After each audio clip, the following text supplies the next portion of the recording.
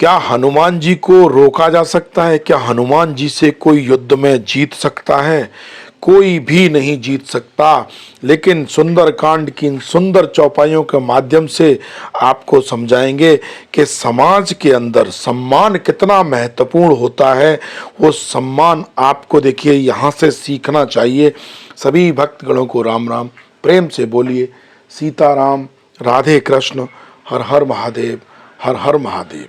हनुमान जी की कथा सुनाता हूँ। जब हनुमान जी लंका में प्रवेश कर गए, तो लंका में जब उन्होंने प्रवेश किया तो वो माता सीता से मिले, और उसके बाद हनुमान जी को भूख लग रही थी। तो हनुमान जी ने माता सीता से आज्ञा ली कि हे माते, आपकी आज्ञा हो तो कुछ कंद मूल फल खा लिए जाएं। तो माता सीता ने कहा यहाँ बहुत सारे बानर हैं, तो ये परेशान करेंगे। हनुमान जी ने कहा इनकी मुझे चिंता नहीं है, आपकी सिर्फ आज्ञा मुझे मिल जाए, उसके बाद मैं इनसे तो निपट लूँगा। माता सीता ने कहा हनुमान जैसी आपकी मर्जी, आप खा सकते हो कंदमूल फल। तो हनुमान जी जब कंदमूल फल खा रहे थे, अशोक वाटिका को पूरा तहस नहस कर दिया। वानरों का तो स्वभाव होता है। तो बहुत सारे राक्षसों ने हनुमान जी पर आक्रमण किया। हनुमान जी ने बहुत सारे राक्षसों को मार दिया। फिर हनुमान जी से लड़ने के लिए अक्षय कुमार रावण का पुत्र आया, उसका भी वध कर दिया। अब उसके बाद हनुमान जी से लड़ने के लिए मेघनाथ आता है, और देखिए यहाँ पर मेघनाथ जब हनुमान जी से युद्ध लड़ रहे थे तो हनुमान जी ने मेघनाथ में गुस्सा मारा, तो मेघनाथ जमीन पर गिर गया और बहुत देर तक वो बेहोश हो गया, और उसके बाद वो खड़ा हुआ।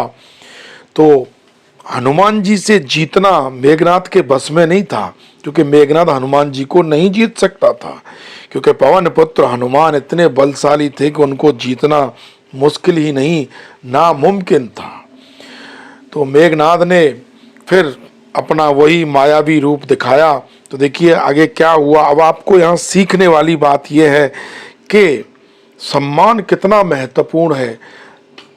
मुंह पर तो देखिए सब सम्मान करते हैं, अगर पीछे से कोई किसी का सम्मान करे तो ये बड़ा महत्वपूर्ण होता है समाज में।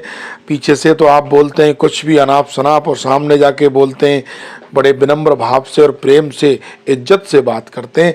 यहाँ इन चौपाइयों के माध्यम से आप सुनना और समझना कि स्वभाव में होना चाहिए कि सम्मान किसी को अगर देना है तो कैसे दिया जा सकता है। ब्रह्म अस्त्र ते साधा कपिमन कीन विचार, जो न ब्रह्म सर मानव महिमा मिटई अपार।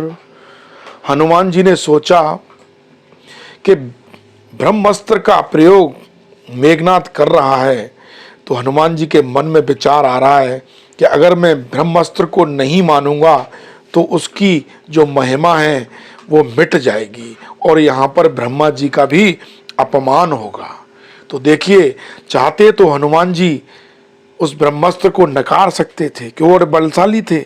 लेकिन कहते हैं कि बुजुर्गों का सम्मान बहुत ही महत्वपूर्ण है।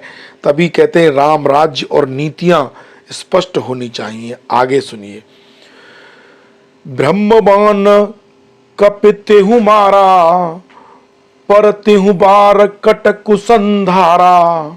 ब्रह्मबान कपि कहु तेहि मारा, परतेहु बार कटकु संधारा।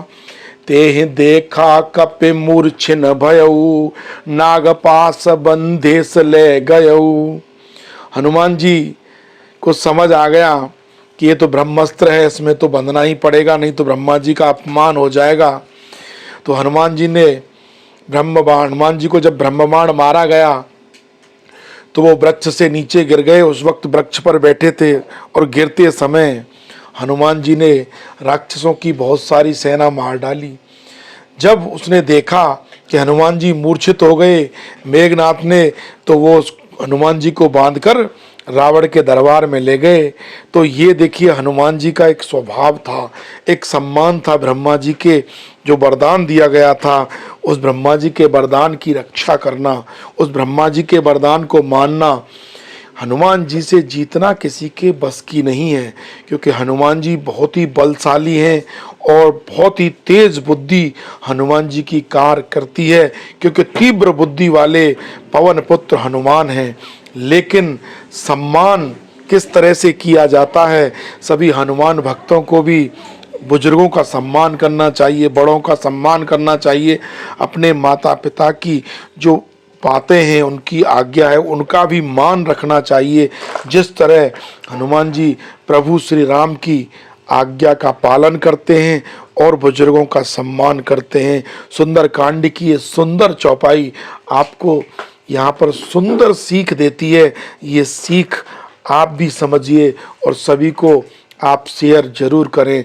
फिर आता हूँ सुंदरकांड की सुंदर चौपाइयों से आपके लिए एक नई सीख निकाल कर। तब तक आप इस चौपाई का आनंद लीजिए और प्रेम से बोलिए सीताराम सीताराम, राधे कृष्ण राधे कृष्ण, हर हर महादेव, हर हर महादेव।